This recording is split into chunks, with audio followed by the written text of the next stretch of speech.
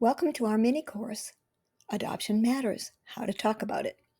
In this course, we will explore strategies for having adoption conversations that build connection with your child and create healthy dialogue with friends and family. The professional coaches of Growing Intentional Families Together are pleased to present this course. We know that it will help you be a better adoptive parent, will increase your skills at handling complicated and difficult adoption-connected conversations, and it will also help you become the competent, loving adoptive parent your child needs you to be. We're so glad that you decided to join us.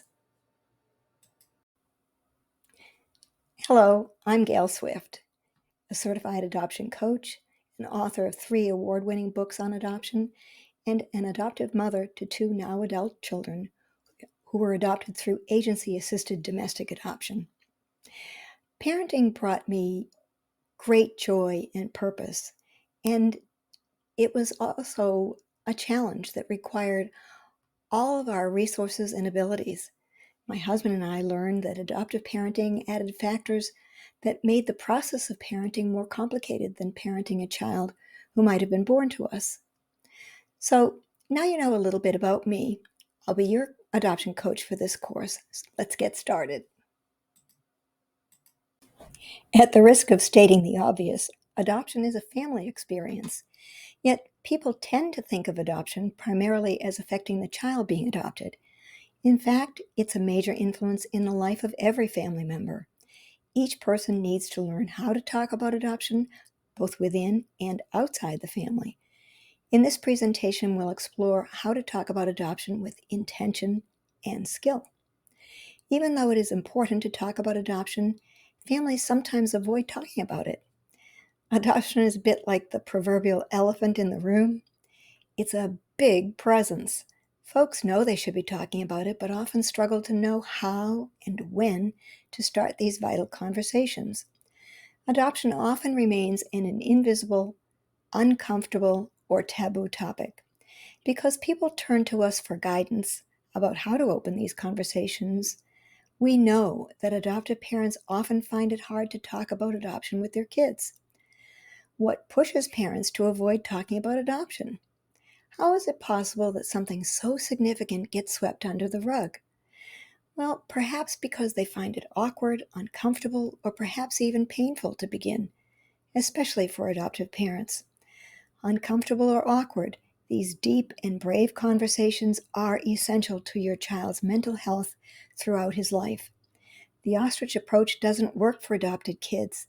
They need help understanding and navigating the complexities of adoption. Many reasons underlie this resistance to talking about adoption. Some parents explain that they just don't think about their kids as adopted. They see them simply as their kids. Full stop. So they feel no need to keep reminding everyone. Parents say their children don't bring adoption up. And parents fear it might upset their children if the parents mention it. Actually, research has proven that adoptees think about their birth parents almost daily, multiple times, and wonder why they were adopted. Now that we've settled that these conversations can be awkward, yet essential, let's focus more on why they should occur. Supporting your children is the biggest reason why you need to find a way to comfortably begin and share conversations about adoption. If you don't talk about adoption, your child will have to grapple with their questions and concerns on their own, without your love and support to provide insight, context, and perspective. Your child will have questions, lots of them. The answers you provide will give him essential, accurate information that he will weave into a healthy, cohesive identity. Along with information, the answers you give can provide loving support and validation. Some of the questions he might ask will include, why was he adopted? Where are his birth parents now? What are they like? Do they look like him? Do his birth parents still think of him? Does he resemble them? Was the adoption his fault? Those are just a sample of the questions on his mind, whether he speaks them out loud or not. By making it clear that you want to hear and answer his questions, he will be more likely to share them with you instead of suppressing them and holding them in. By the way, his questions and your answers will evolve over time as he matures and develops deeper insight into how adoption has shaped his life, what adoption added, as well as what it deleted. Now let's consider when you would want to start talking about adoption. Ideally, you would start talking about adoption as soon as you bring your child home. It's something you want to acknowledge, not hide. If you have not already started to talk about adoption with your children, start now. The sooner you have those conversations, the easier it will be for you and your child. So start talking right from the beginning when your child first arrives in the family, even if they're babies. This will help establish a pattern of openness and will help both you and your child get used to the words and the reality they describe. Talking about adoption right from the beginning also ensures that these vital conversations do happen and do not keep getting delayed. Postponing adoption conversations sends a clear message to kids that adoption is an unwelcome and off-limits topic, something of which they ought to feel ashamed. They will also infer that it's too painful for you to engage, and they will opt to face their hard questions alone. It is important to note that talking about adoption is not a once and done conversation.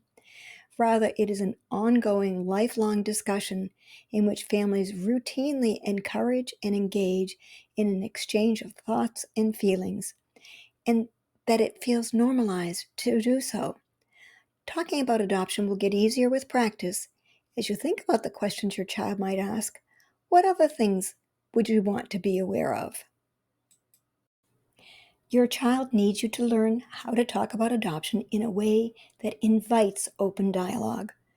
Part of the way you build rapport is to use open body language.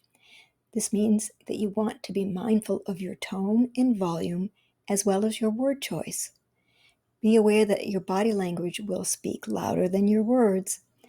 So be mindful of things like folding your arms tightly across your chest, rolling your eyes, sighing, interrupting, and getting teary-eyed. These all communicate reluctance to engage.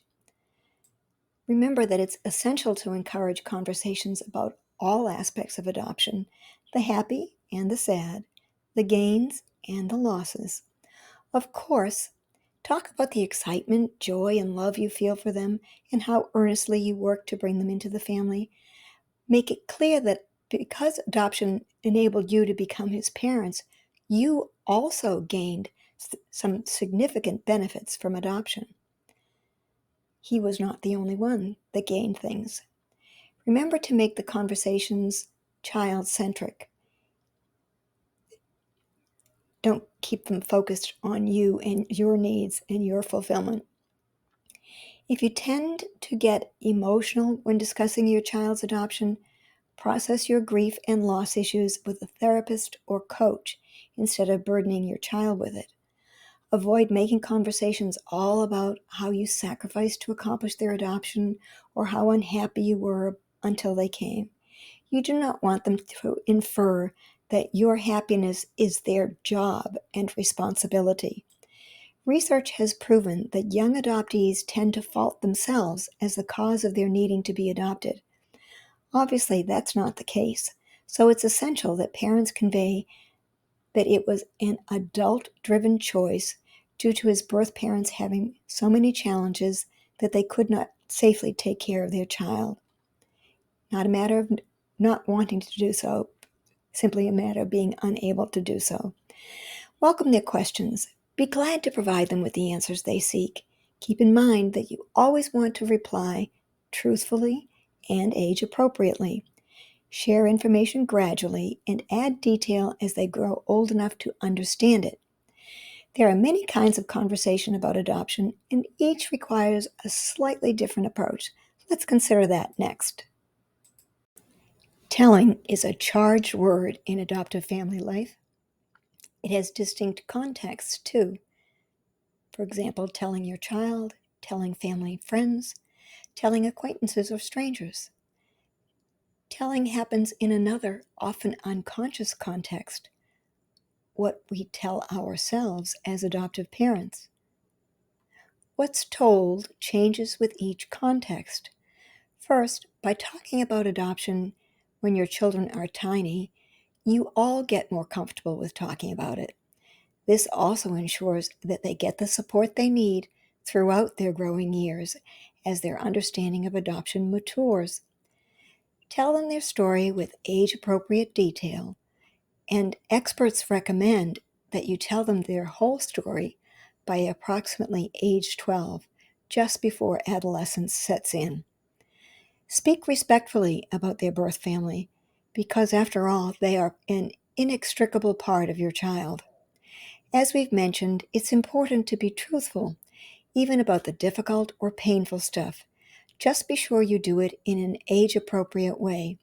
For example, if your child experienced abuse or neglect at the hands of his birth parents, you can hold them accountable without demonizing them. Of course, do not deny these facts, because your child likely remembers some of the details, perhaps even all of the details. And keep in mind, conversations like that walk a fine line, and you would be wise to seek guidance on how to phrase and frame them. A coach or a therapist might be helpful. You might even want to rehearse your words. Context 2. When you tell family and friends, you get to educate them on adoption complexity and provide them with accurate information. This enables them to support you and your child competently. At the same time, respect your child's privacy. Family and friends need very few, if any, of the details of your child's personal story to be good allies.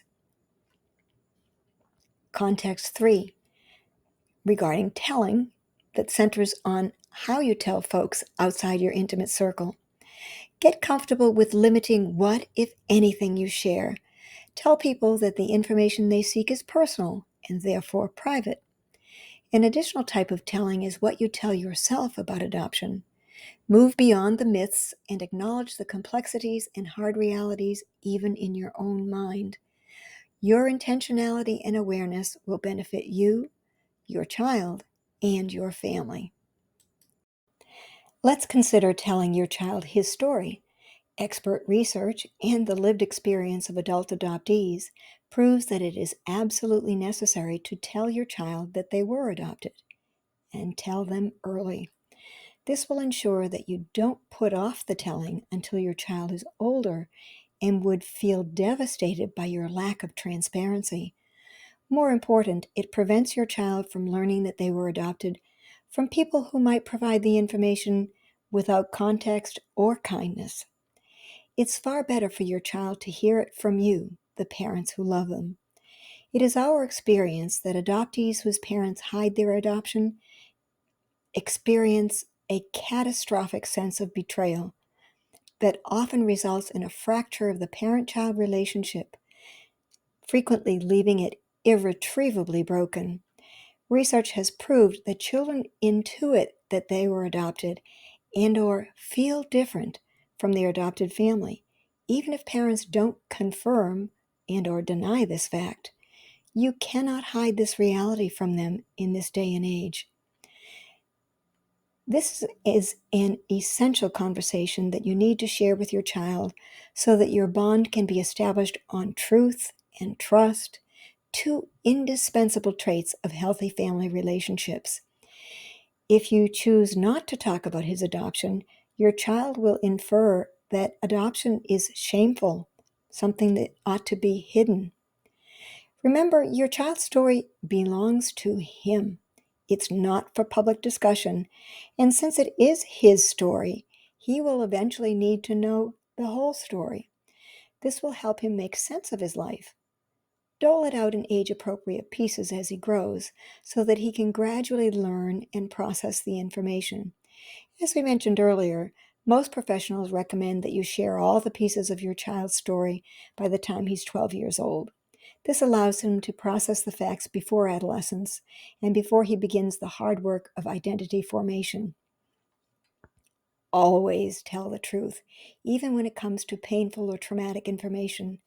Start with the basic elements of their story, slowly build fact upon fact, enlarging the scope and detail. By the way, your child's story is more than the tale of how you came to adopt him. That's only part of his story. His story also includes the time before they were born and the period between their birth and when they joined your family. A life book narrates this complete history. See the resources slide for a link to learn more about how to create a life book for your child. Some children's stories include exceptionally painful information. If your child's story includes challenging facts like abuse, neglect, incest, incarceration, conception by rape, you may wonder if he needs to hear such really hurtful or scary stuff. The answer is yes, eventually, and you may want to consult a professional who can help you explain it in a healthy, supportive way that provides context, love, and emotional support. A coach or therapist can help you find the best words and timing for sharing these painful facts with your child. Always provide your child with accurate accounts. When he's young, provide truthful, age-appropriate details that you can expand over time. You do not want to have to retract things that you shared when he was little. He will feel lied to then, and this will affect his ability to trust you, and it will cause him to wonder about what else you misled him, or perhaps outright lied to him. For example, in the case of conception through rape by a stranger, when your child asks what you know about his birth father, you can say that his birth mom did not know his name. That's enough to start. Little kids will accept that at face value. After all, they often have casual friends whose names they do not know. Perhaps you are wondering what other kinds of tough situations and truths we have in mind. A few examples might be he was abandoned, he has a parent incarcerated for murder or other serious crime, he has siblings that are being parented by his father or birth mother, he was a child who was abused by a family member or other trusted person. Those are all pretty heavy, right? So your next logical question will likely be, how can I tell him what he needs to know? We've established that you want to commit to discussing adoption with your child, and we've also suggested various aspects you will want to cover. We suspect that you also want to know how to actually initiate these conversations. First, we want to reassure you that they don't need to be lengthy, complex, or always planned out ahead of time. Look for teachable moments and then drop little conversation seeds. Conversation seeds? What's that, you may wonder? Here's an example. Imagine that your child asks you to help them plant something in the yard, except you are a consistent failure at gardening. Try it anyway. Encourage his interest and do it together as a family. While planting, say something like, I wonder if your birth mom or dad liked gardening too. If your child responds, continue the conversation. If he says nothing, let it drop. You have still planted a seed for future conversations. And at the very least, you've shown him that it is not only okay for him to think about his birth family, but you've also shown him that you think about them too. Remember, the phrase, I wonder if, is a great conversation starter that can effectively help you find out what is on your child's mind. I wonder if you're thinking about your birth mom or dad. I wonder if you're thinking about the day you were born. I wonder if you're thinking about the day you arrived. That kind of statement. Believe it or not, the location of where you have these types of conversations can affect the likelihood your child will open up and share with you. Let's look at that next. Location does matter. Some places are more conducive to sharing difficult conversation than others. This has a lot to do with how rapport occurs between people. Some factors that influence rapport and connection are body position, breathing patterns, and gestures. Some examples of great locations that tend to foster physical rapport are riding in the car, working alongside of each other, for example, gardening, hiking, fishing, drawing, coloring. When both you and your child are sharing the same body position, breathing patterns, and gestures, your brains receive a message of commonality and connection. This in turn makes it more likely that you will feel comfortable and safe enough to open up to each other. Many folks mistakenly assume that you want your child to look you in the eyes when you're holding these adoption talks. However, the opposite is true. Eye to eye gazing can often shut down a conversation because it can overwhelm your child. When talking about emotional subjects and topics, requiring eye contact can actually increase your child's stress levels and block their ability to engage. Also, when parents insist on eye contact, children usually experience it as their parents using their size and authority to have power over them. Obviously, that's not a context or tone that invites sharing big feelings and thoughts. As we've mentioned before, opening and sharing these big conversations may not be easy, yet they are indispensable. Make frequent efforts to talk about adoption both on the fly, when a teachable moment appears, as well as planning some conversations ahead of time. Of course, you don't want to start with a phrase like, we need to talk. Pretty much everyone, child or adult, will react warily to that statement. So, what else can you try to encourage a conversation? One way to help trigger a conversation is by reading a book together. One of the very best places for heartfelt conversations is with your child snuggled contentedly in your lap. Add a book, and it's even better. Keep in mind that the book does not necessarily need to be about adoption specifically. Almost any book can suggest a question that you could connect to adoption. For example, the classic children's book, The Velveteen Rabbit, talks about how toys become real. Well, realness is certainly a subject that arises in adoptive families. This book could jumpstart a conversation on the idea of real. Of course, plenty of books specifically about adoption have been published, and they run the gamut. Some are excellent additions to your family library, and some are real clunkers. Our website includes an annotated list of quality adoption books. We recommend 3 award-winning adoption books that were co-written by our coaches. ABC, Adoption and Me, is for the youngest adoptees. We're Adopted So What is for middle schoolers. A third book, Reimagining Adoption, What Adoptees Want from Families and Faith, is for adults. By the way, we believe that adults can learn a lot from children's books. They provide insight, appropriate languaging, and help adult readers become more comfortable talking about adoption.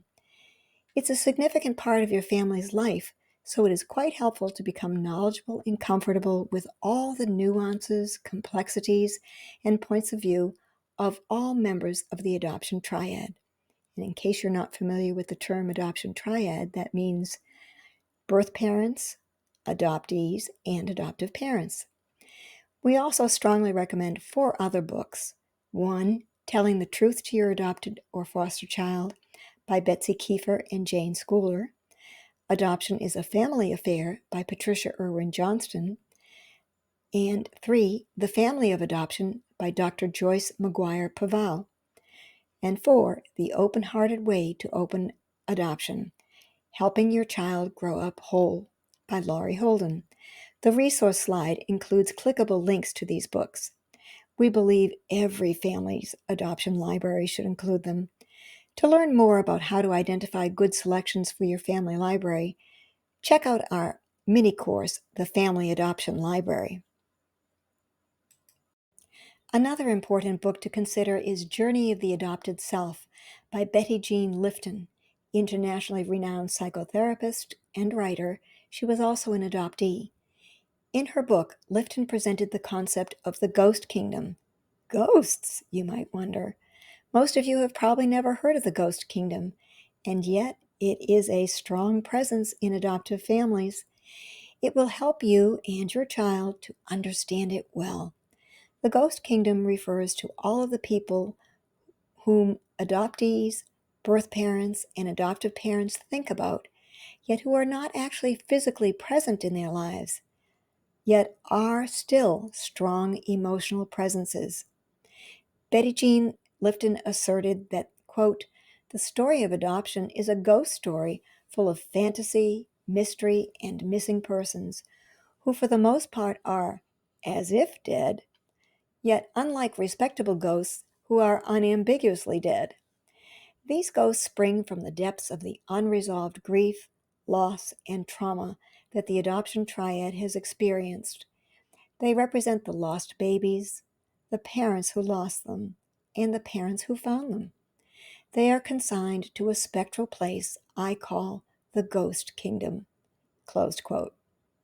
Perhaps you are now realizing that when you became an adoptive family, your family unit will not just be you and your child or children, but it will be a host of other people as well, both physically present and absent, that will influence you, your child, and your family.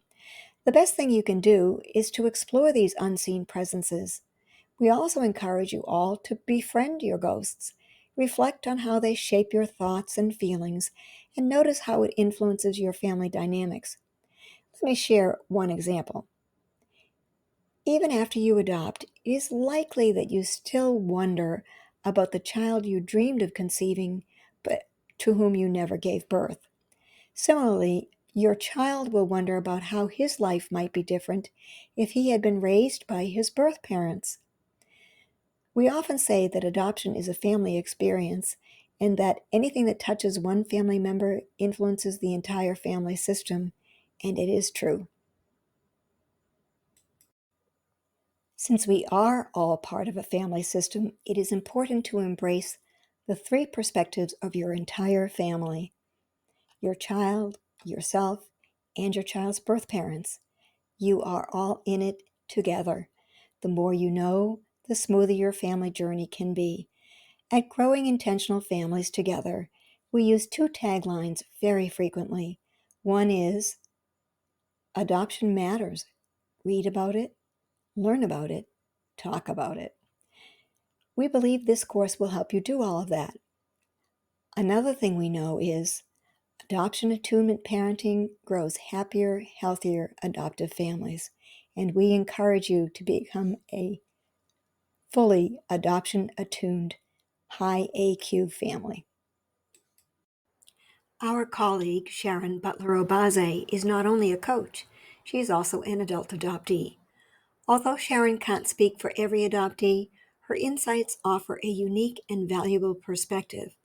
Sharon points out that there are times when communication is not necessarily on your terms, preferred timing, or content.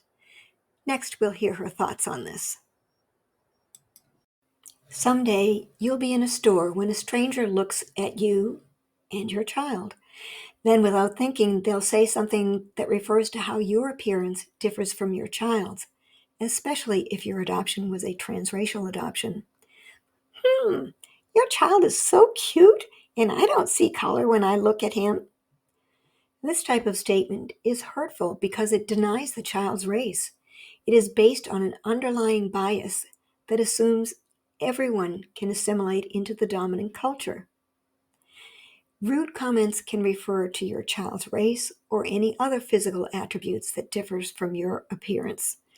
For example, they might glance at your child, then back at you and say, I guess he must look like his father. This well-meaning statement draws a distinction between you and your child and highlights an uncomfortable sense of difference and otherness. Even if your child doesn't say anything aloud, he'll likely have a strong emotional reaction. Be sure to talk about this interaction when you have a private moment and a safe place to unpack what happened. Engaging in open dialogue with your adoptee is essential to enhance their comfort level around their appearance.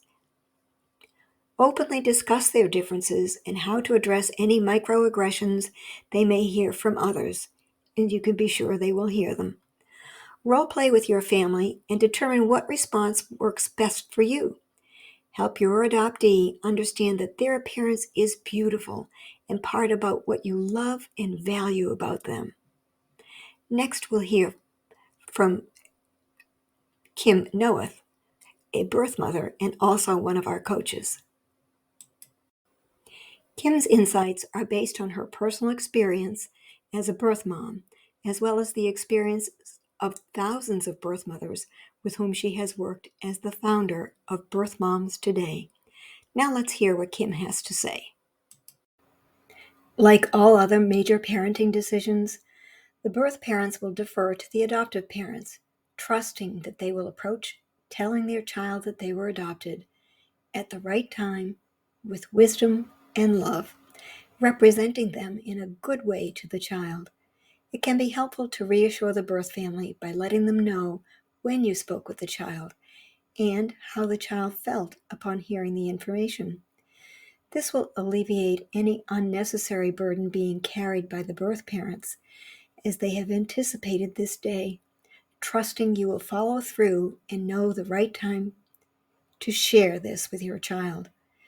As birth parents, we know that a crucial part of how the child feels about their birth family reflects how the adoptive parents spoke about them over the years, both to the child and in front of the child. If the child sees a healthy relationship between the two families being modeled before them, they will feel free to engage in a similar manner. Having the birth parents' input about the child's first days, weeks, and months as part of the early pages in a life book can be super beneficial, especially in rare situations where you aren't sure how long the birth family might keep in contact.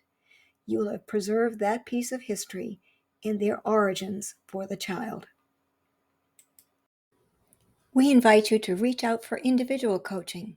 If you want someone to walk along with you through the steps of the adoption process, or if you want to learn in greater detail how you can best prepare for adoptive parenting, or if you are already parenting and think you would benefit from personalized support, reach out and call us. We suggest that you refer to these resources mentioned in this mini course. They will expand your understanding of the topics we discussed and will provide a lot of very useful information.